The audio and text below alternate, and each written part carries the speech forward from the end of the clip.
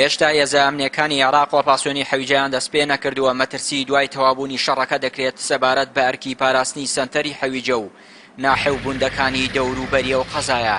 سەرۆکی لیژنەی ئەمنی ئەنجومەنی پارێزگای کەرکووک ڕای دەگەێنێت ناکۆچی نییە بۆ دەستپێکردنی شەڕی حەویجە، بەڵام ئەوەی ماوەتەوە پاراستنیەوە قەزایە لە پاش نەمانی شەڕی داعش کە دەبێت هێزی پۆلیس بێت. وەکو ناوبراوە ئاشکرای دەکات جگەل لە پۆلیس و هێزە ئەمنیەکانی کەرکووک بۆ هیچ هێزێک نییە لە سەنتەری قەزاکە بمێنێتەوە. بەنسبەت ناکۆکیەوە هیچ ناکۆکیە نییە، دوا کۆبوونەوە لەسەر هەموو شتێ ڕێککەوتونە. ئەوەی ماوەتەوە کە ساعاتی سفرە و حکوومەتی ناوەند لەگەڵ هەرێما بڕیاری لەسەر بدەن چۆختێ دەستپێکە بە هیمەتی هێزەکانی هاوپەیمانان دەستپێکە هیچ ئەشکالێ نییە و متتەفقین لەسەر هەرە خاڵە گرنگەکان ئێمە متتەفقین و هیچ ئەشکالێکمان نییە.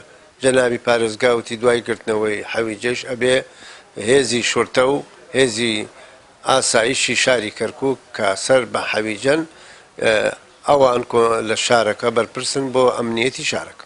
قەزای حەویجە یەکێکە لەوە قەزا گەورە و فراوانانەی کە داعش لە حوزەیرانی ساڵی 2014 توانی کۆنتڕۆڵی بکات. جگەل لە 4 ناحیە زیاتر لە 500 گوند سەر بەو قەزایان و لە ڕابردووشدا ببووە هێلانەی گروپە چەکدارە جیاوازەکان و چەندین جار ئەو گروپە چەکدارانە شەڕی توندی هێزەکانی ئەمریکا و هێزە عێراقیەکانیان کرد.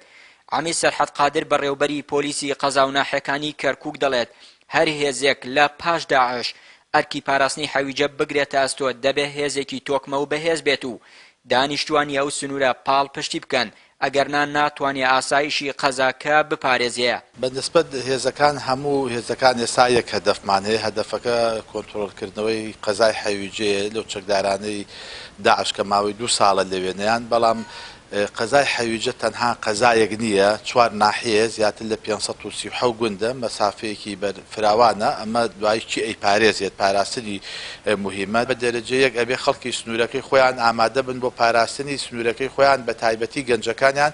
هێز تەشکیل کرێجان لە ناوجێشی عێراقیایە لە ناوحەشتی وەتەنیایە هەر هێزێکی بەناو هەر ناوێکی ترەوە بێ خەڵکی سنوورەکە لەوێ بن بۆ پاراستن.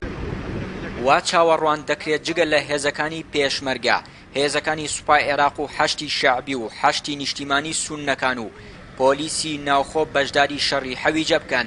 ئەمەش مەترسی دروستبوونی ناکۆکی زیاتری لێ دەکرێت لە نێوان ئەو هێزانە بە تایبەتی حەشتی شەعبی و حەشتی نیشتیمانی سوننەکان سەبارەت بە پاراستنی دانیشتوانی سونەی قەزاکە و دەوروبەری و ئەنجام نەدانی کاولکاری لە ناوچەکەدا لەلایەن حەشتی شەعبیەوە. گیانووری کەناڵی ئاسمانی پەیام، کەرکووک.